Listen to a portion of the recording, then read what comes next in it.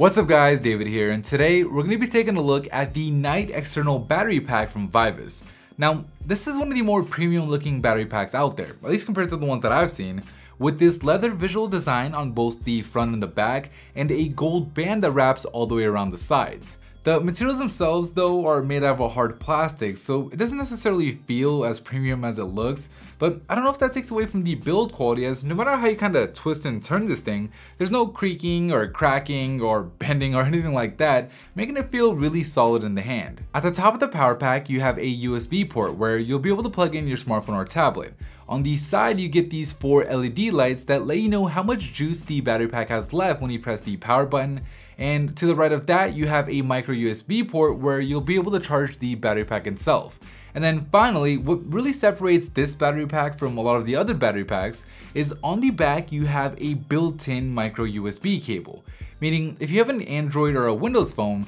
you won't have to worry about carrying around an extra cable with you all the time, which is always a hassle to do and definitely a nice feature to have built right in. Of course, since this is a micro USB cable and not a lightning cable, it isn't going to work with your iPhone or iPad, so if you have one of those devices, you're going to have to stick with using the USB port at the top. Unless of course you do what I did and get yourself a third-party micro USB to lightning adapter and just use the adapter with the built-in cable, which surprisingly enough is actually a pretty good solution since the lightning adapter, or at least the one that I got, fits almost perfectly in the slot for the cable, letting you secure it and the cable itself nice and snug whenever you're done using it. Now, speaking of that slot, it actually has another purpose that goes beyond just securing the built-in cable, and that is that it can also act as a phone stand, letting you place your smartphone in there and having it held up for you at a comfortable viewing angle. So it's perfect for when you want to charge your phone while you sit back, relax, and watch a video on YouTube. From my experience, the stand works really well with phones like the Galaxy S5, the Note 4,